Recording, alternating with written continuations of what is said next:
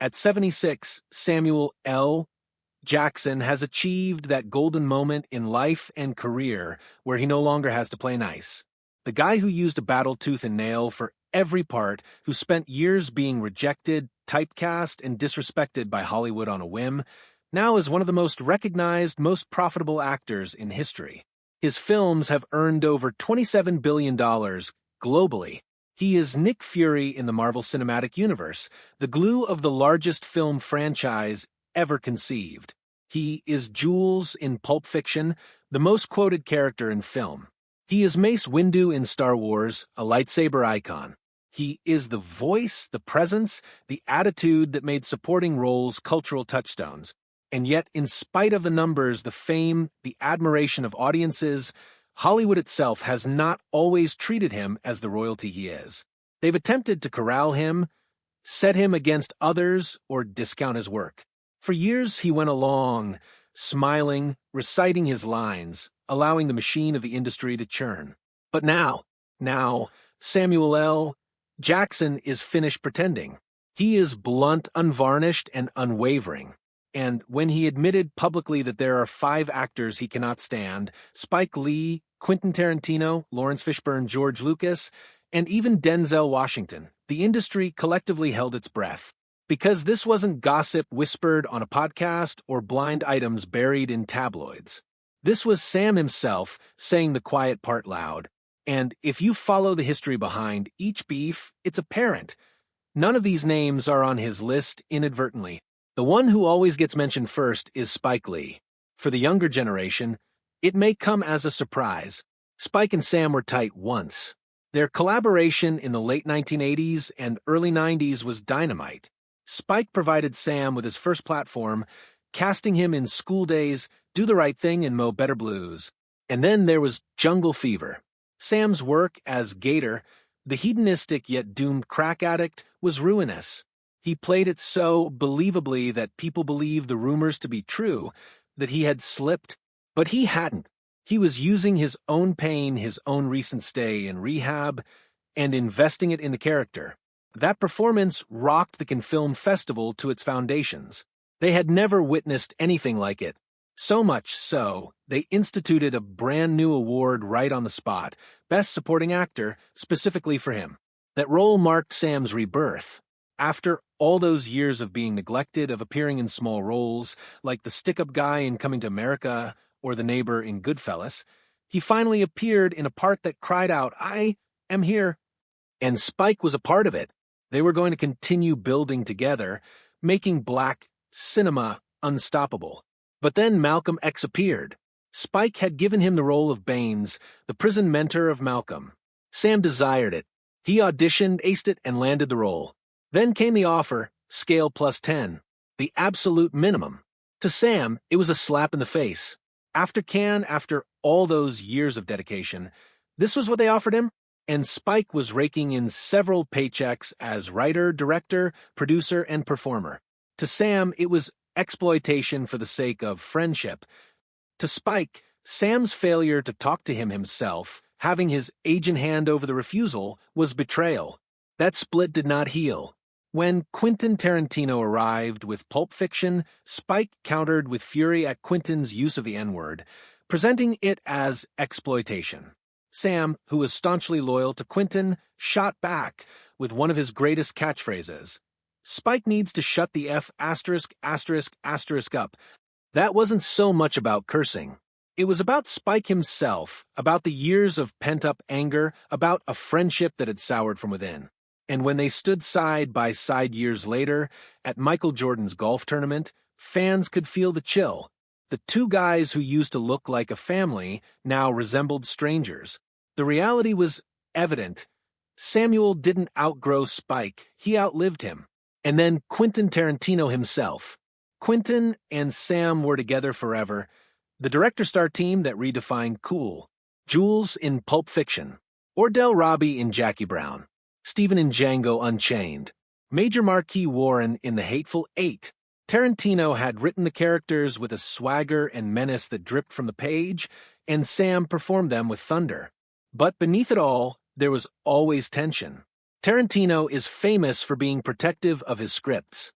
every pause, every comma, every curse word, just as he wrote it. But Sam was not just reading from the lines, he was living them. And occasionally, he added his own flourishes.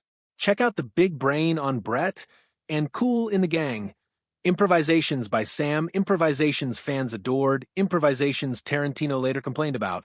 For the more that fans believed Sam defined those roles, the less credit Quentin could receive. Next was Tarantino's Marvel War. In interviews, Quentin discounted Marvel actors as not real movie stars, declaring characters, not actors, were what drew people in. For Sam, who had been the foundation of the MCU for nearly 2 decades, to be disrespecting not only him, but Chadwick Boseman, Robert Downey Jr., all the actors who made franchises into phenomena, that was just not okay. On The View, Sam clapped back. Chadwick Boseman is Black Panther. You can't deny it. And he's a movie star. The burn worked. And when they shared the stage again at the 30th anniversary of Pulp Fiction, there was a chill in the air. Quentin pontificated on his script, analyzing it with academic pomposity. Sam remained unmoved, interrupting him with a 2-sentence summary that spoke volumes. What makes Tarantino films stand apart from everybody else's is how long you spend telling us who you are and how you feel. Translation: the magic isn't all your script, Quentin. It's me. The love was lost. What had once been brotherhood was now a rivalry disguised by courteousness. And then there's Lawrence Fishburne. For years, their tension was below the radar, masked by humor. But the Live TV incident yanked the bandage off. In an interview for KTLA Morning News, a journalist mistaken Sam for Fishburne, complimenting him on his Super Bowl commercial, except the commercial featured Fishburne, not Jackson. Sam erupted. Whatever. We can be all black and famous, but we're not all alike, he snapped. The video went viral. The giggles were nervous, because beneath the laughter was anger. Sam wasn't angry at the reporter. He was angry at decades of being seen as replaceable. And what made it worse was Fishburne's own remarks about rejecting Jules in Pulp Fiction. Fishburne rejected the script as too graphic, too brutal. He even said years later that by turning down the role, he gave Sam his career indirectly. To Jackson, that was arrogance at its most sublime. He didn't win Jules as a consolation prize. He worked for it. He suffered for it. And he made it timeless. That notion that Fishburne's rejection was some sort of accommodation, that's what pushed Sam over the edge. That is why the feud persists today. George Lucas's position on the list is not the same. For Sam, Lucas was not an adversary. He was a reminder of Hollywood's hard, political machinery. Sam pleaded to appear in Star Wars, offering to take any part. Lucas treated him to Mace Windu, a gift. But then Daniel Logan let the cat out of the bag, that his young Boba Fett character was originally going to kill Mace in Revenge of the Sith. It was storyboard, all set, until Sam supposedly intervened. A punk kid can't kill a Jedi Master, he explained to Lucas. And before anyone knew what had happened, the script was altered. Logan's career-making moment was lost. Sam received a legendary duel with Palpatine. Audiences adored it. Logan's career, however, came to a stop. And although Sam never conceded it publicly, the rumors stuck. To many, it was evidence that even Sam was capable of playing backroom Hollywood games when convenient. And that's why Lucas is on his list, not as an enemy, but as a representation of how stories get manipulated to serve power. Lastly, there is Denzel Washington. At face value, they have no grudge against each other. They've never disparaged one another, never fought in public. But the rivalry cannot be denied. Denzel is the critics' darling, awards draw, method actor who made a living on gravitas. Sam is the people's champ, the box office king, man who made franchises into gold. Denzel won Oscars. Sam amassed billions. And as the fans fantasized about a dream collaboration, it never came to pass. 3 decades, 2 titans, never on screen together. Never. Not for scheduling reasons, because they didn't want to. Denzel allegedly doesn't do franchises. Sam loves them. Denzel makes prestige. Sam owns pop culture. They're polar opposites, each owning their own lane. But in his heart, Sam has always resented the comparison. He wanted Training Day. He didn't receive it. Denzel did, and took home gold. For Sam, that was bitter, because while he's the all-time highest-grossing movie star, he still doesn't possess the Oscars, the serious actor respect. That tension that's unspoken respect and competition is why Denzel cracks the list, not as an adversary, as the specter of what might have been. So, when Sam finally broke his silence, when he named names, Hollywood wasn't surprised at who he chose. They were surprised that he did, because these weren't rumors. These were facts that fans had long suspected, now confirmed by the man himself. And that's the art of Samuel L. Jackson. He has never hesitated to say what he means, to utter the painful truth. He's the man who insisted Marvel double his pay, who forced George Lucas to rewrite Star Wars, who made Hollywood pay attention to him after decades of disregard. And now, at 76, having nothing to prove, he's telling it like it is. Spike, Quentin, Fishburne, Lucas, Denzel. 5 names, 5 tales, 5 cracks in the Hollywood machine. And the message is unmistakable. Samuel L. Jackson doesn't owe anybody silence. No more.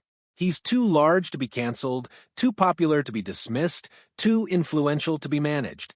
He earned his legacy in his own way. And now he's torching the myths along the way. When Samuel L. Jackson weighs in, Hollywood takes notice. And this time, what he's saying cuts deeper than any monologue he has ever recorded on film. Last but not least, there's Denzel Washington.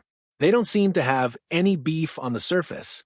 They've never talked down to each other, never gotten into a public feud. But the feud is real. Denzel is the critic's pet, the awards maven, the method actor who staked a career on weight. Sam is the people's champ, the box office titan, the franchise kingmaker. Denzel had Oscars.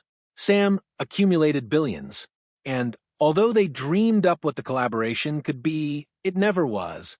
30 years, 2 giants, never together on screen. Not once. Not due to scheduling. Because they didn't want to. Denzel doesn't do franchises, they reportedly say. Sam lives for them. Denzel builds prestige.